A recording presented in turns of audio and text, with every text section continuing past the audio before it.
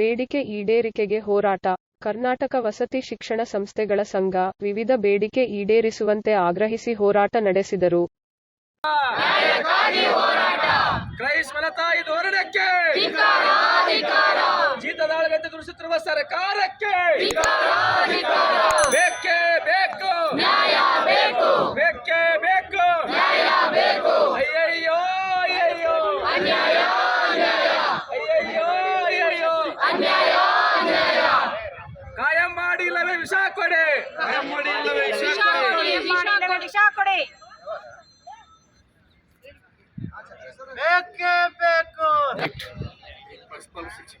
Sir, ನನ್ನ ಹೆಸರು ಮಡಿವಾಳಪ್ಪ ಪಾಟೀಲ್ ಅಂತೇಳಿ ಯಾದಗಿರಿ ಜಿಲ್ಲೆಯಿಂದ ಬಂದಿದ್ದೇನೆ.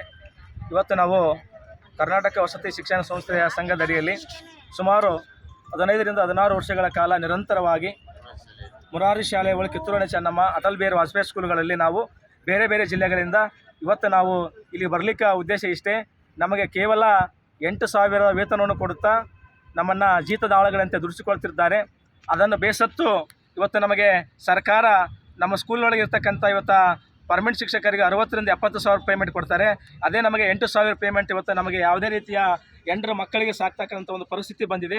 ಆದ ಕಾರಣ ಇವತ್ತು ನಮಗೆ ನ್ಯಾಯ ಒದಗಿಸಿ ಕೊಡಬೇಕು, ಇಲ್ಲ ನಮಗೆ ವಿಷ ಕೊಡಬೇಕು. ಯಾಕಂತ ಕೇಳಿದರೆ ಸರ್ಕಾರದಲ್ಲಿ ನಮಗೆ 2011ರಲ್ಲಿ 540 ಶಿಕ್ಷಕರನ್ನು ವಿಲೀನ ಮಾಡಿಕೊಂಡ ಹಾಗೆ ಇವತ್ತು ನಮ್ಮನ್ನು ವಿಲೀನ ಮಾಡಿಕೊಳ್ಳಬೇಕು ಅಂತಕ್ಕಂಥ ಒಂದೇ ಒಂದು ದಿಟ್ಟ ಹೋರಾಟ ನಮ್ಮದಿದೆ.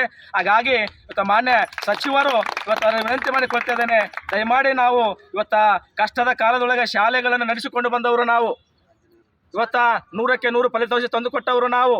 ಇಂಥ ಪರಿಸ್ಥಿತಿ ಒಳಗೆ ನಮ್ಮನ್ನು ನೀವು ಒಂದು ಕಣ್ಣಿಗೆ ಬೆಣ್ಣೆ ಒಂದು ಕಣ್ಣಿಗೆ ಸುಣ್ಣ ಮಾಡ್ತಿದ್ದೀರಲ್ಲ.